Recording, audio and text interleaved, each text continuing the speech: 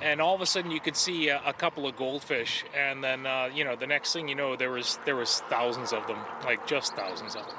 There are some unexpected guests in Port Perry. I mean, goldfish are an invasive species, obviously here. And for someone to come in and dump an invasive species like this into the water, it could be catastrophic, really. There are trout fry in the neighboring streams, and if the water gets up high enough, the goldfish will simply spill into that stream, and, that could be the end of those fry.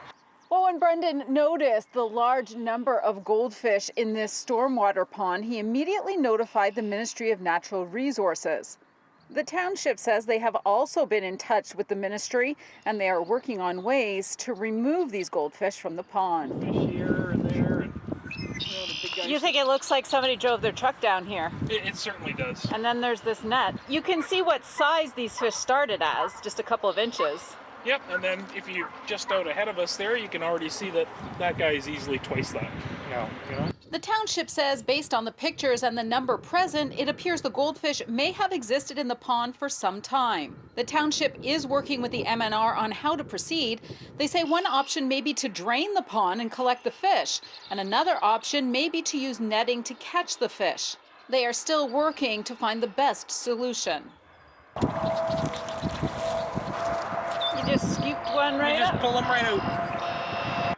Both the ministry and the township remind residents across Ontario to never release aquarium plants, animals, or tank water into water bodies. They say domestic plants and animals can become invasive when released into the wild, altering habitat, overtaking resources, and spreading disease to native species.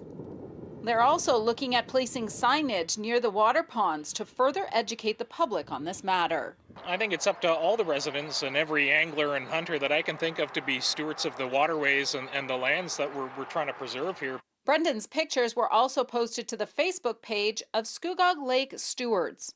They too are reminding people to never dump pet fish into the lake or stormwater pond.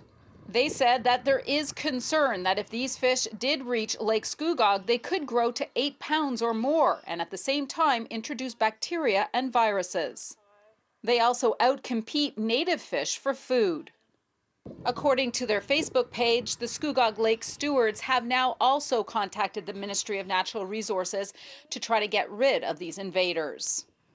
Well, for now, the township is waiting on recommendations from the MNR before making a final decision on how to deal with this problem. In Port Perry, Audra Brown, City News.